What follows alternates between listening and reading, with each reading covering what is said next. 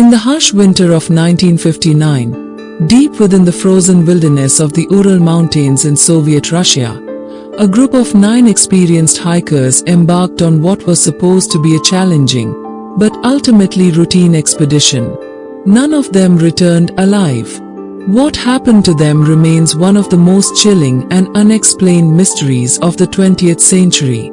This is the story of the Dyatlov Pass Incident. It began on 27th January, 1959. 10 students and graduates from the Ural Polytechnic Institute set out on a ski trek across the northern Urals. Their goal was to reach Ototin, a mountain whose name in the local Mansi language ominously means, "Don't go there." The group was led by Igor Dyatlov, a 23-year-old radio engineering student known for his discipline and leadership. On 28th January, one member, Yuri Yudin, fell ill and had to turn back. He would later say it was the luckiest decision he ever made. The remaining 9, 7 men and 2 women, continued into the mountains. On 1st February, the group pitched their tent on the slope of a mountain called Kolatsyakal, Mountain of the Dead. It was a strange place to stop.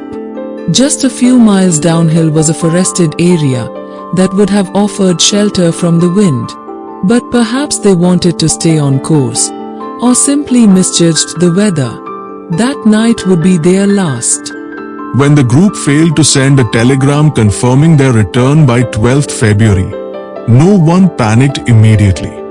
Delays were common, but days passed. Families grew anxious. Rescue teams were dispatched. It wasn't until 26th February that their tent was discovered. And what the searchers found was horrifying. The tent was slashed open from the inside.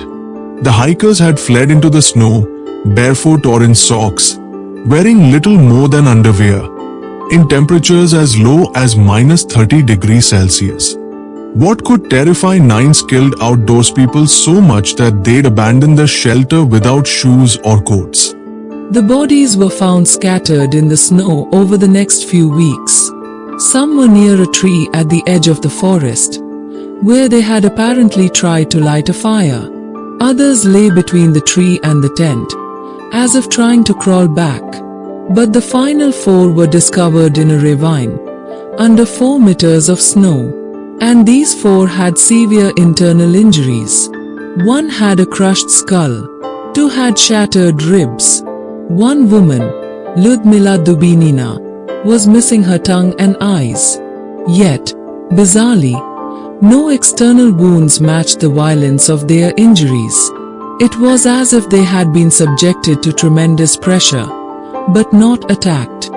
The official Soviet investigation concluded that the group died due to a compelling natural force. That was it. Case closed. File sealed. But questions swirled. Some suggested an avalanche. But why would they cut their way out of the tent instead of using the entrance? And if an avalanche hit, why were the tent and supplies still standing? Others blamed hypothermia-induced madness. Paradoxical undressing is a known phenomenon, but it doesn't explain the brutal injuries.